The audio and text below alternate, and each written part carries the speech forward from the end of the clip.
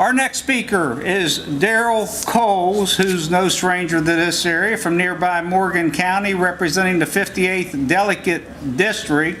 He was the first elected to the West Virginia legislature in 2006.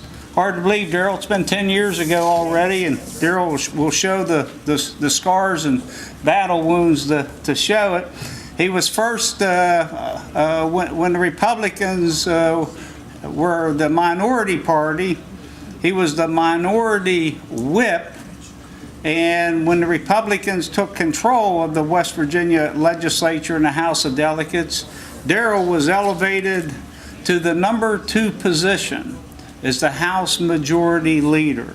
And that's a guy that the Speaker looks to, the caucus looks to, for direction and for coordination of every single piece of legislation as it travels through the various committee structure, and particularly when it finds its way on the agenda on the floor of the House of Delegates. And he's just done a superb job over the past couple of years, keeping all that moving and very effectively burying legislation that the House didn't want passed. So with that, it's a real pleasure to introduce to you Daryl Cowles. Daryl?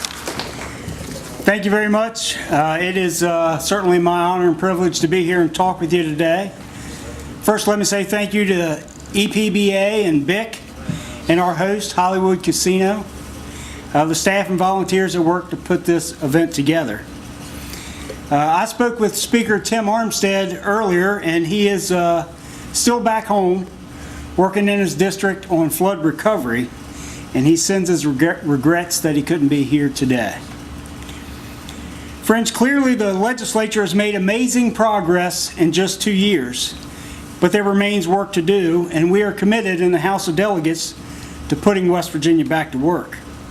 The problems have been apparent: the Obama administration's attack on West Virginia, a lack of economic diversity, an imbalanced legal climate, a maze of a regulatory climate. In short, the status quo has a heavy ball and chain on innovation and business investment for too long. We have made advances, incredible progress. Workplace freedom.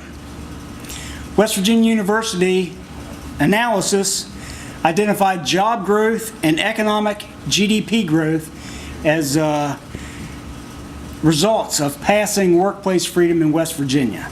Sorely needed. We also passed prevailing wage reform, treating the taxpayer fairly and helping state and local governments receive a good value for each and every tax dollar. And legal reforms that we've talked about today.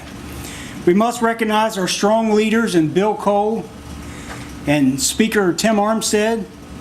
They have been recognized nationally for their legislative accomplishments. Now West Virginia is a judicial hellhole no more. There have, friends, been many other bills to jumpstart the economy. Uber, the brunch bill, House Bill 4009, letting our counties act locally act, crowdfunding, and many more. But I want to speak a little bit about what's on the horizon, what's next. I think the focus, and I was pleased with Senate President Bill Cole's comments, I think the focus should be in part on workforce and education. We have challenges here. We've made some progress with drug screening for TANF and Narcan, and created a House Select Committee on the prevention and treatment of substance abuse that did outstanding work this session. In education, we passed our alternative certification for teachers, local control bills, and homeschooling flexibility. We shielded cuts to K-12 education this year in a difficult budget year. We shielded cuts to higher education. We funded PEIA. But still, per capita income is poor, near last in the nation. Education achievement, 48th in the nation. I think higher education and workforce training, K-12 student achievement, are ripe for attention and reform in the upcoming session. There are several ideas that get kicked around. First, let me explain a little bit about the House of Delegates and the leadership of Tim Armstead and and the House leaders and how we go about our process of developing our legislative agenda. In the last couple years, we have had off-site meetings where we get our 64 members, that's a lot of members, 64 members together in the evening and throughout a day and talk about things that are important to each member in their district.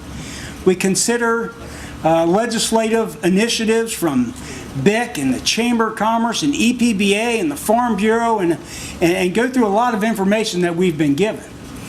But in this off-site meeting, we like to go through and individual members bring to the table bills and proposals and ideas that get discussed and put on a board and hammered out in an open, bottom-up process where we develop our legislative agenda about what could be possible, what has legislative support, what's most needed, what's possible in the budget situation. Through that off-site meeting and several meetings, our caucus develops our legislative agenda. It is truly strong leadership that's bottom up, and it's a credit to Speaker Tim Armstead. But there are several ideas that I think would be nice to find the way to the table this year. I have 5 of them here for you. Number 1 is outcomes-based funding, a formula for funding higher education based on the outcomes. Performance funding, very common in the business world, not so much in government. But that is an idea that's time has come, outcomes-based funding. Number 2, we need to empower local schools with K through 12 flexibility. Number 3, empower students, parents, and teachers with school choice, innovation, and flexibility. Imagine that, empowering students and parents and local teachers with flexibility. Not from Charleston, from the classroom up. The same concept we use in our caucus. Number 4, I have return on investment, priority in funding, and budgets. We should invest our tax dollars in the manner that we would get the most from them. We should invest your tax dollars in a manner where you reap the highest benefit. And that's what we need to apply to our budget process, a concept of return on investment. And number 5 I have, and I was pleased with Senate President Cowles' comments, community and technical college system, the CTC in West Virginia. It's worker training, middle skills, it's workforce driven, low cost, adult students, traditional students, high impact, industry specific, associate degrees, transfer credit. The community and technical college system in West Virginia is a vital connection to the new economy for West Virginia. I think it can harness the upward mobility of self-realized prosperity for the worker and student. Prosperity in the state of West Virginia is not always a legislative initiative from Charleston. Imagine that, upward mobility of self-realized prosperity for the worker and student. Friends, that is possible with a CTC education. Now, other ideas are remaining and continue work at the state capitol. Tax reform, equipment and inventory. The Tax Reform Committee continues their work. Infrastructure funding, roads, water, sewer, natural gas expansion, and more. And will all be part of our topic of discussion as we develop our legislative agenda. But we know the House of Delegates can play a vital role in making state government more inviting for business investment, innovation, and job growth, improving prosperity for people, empowering workers and students. We also know we can't do it alone. Your input, your talents, your experience are a powerful advantage for us on the path towards a better state government, a path towards economic improvement and higher prosperity for workers and families. I should share I have great confidence in our team in the House of Delegates, 64 members. Strong leaders like Bill Cole and Tim Armstead, but our team in the House, they're good men and women, strong in character and very determined. I wish you could see some of the things I've seen from them. Back during the legislative session for the tort reforms and the legal reforms, the outcry and the pushback from the liberal left was so heavy, so well funded. I wish you could have seen what I saw inside our caucus as the new members stood strong and decided that if it was the right thing to do, that's what they were going to do. They didn't care about re-election, they cared about doing the right thing. 64 men and women, good men and women, from every corner of the state. They are indeed strong in character. But here in the Eastern Panhandle, I'm also pleased with the delegation we send down. Good men and women again.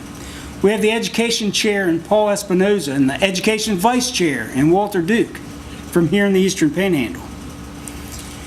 Vice Chair of Finance, Eric Householder, Berkeley County.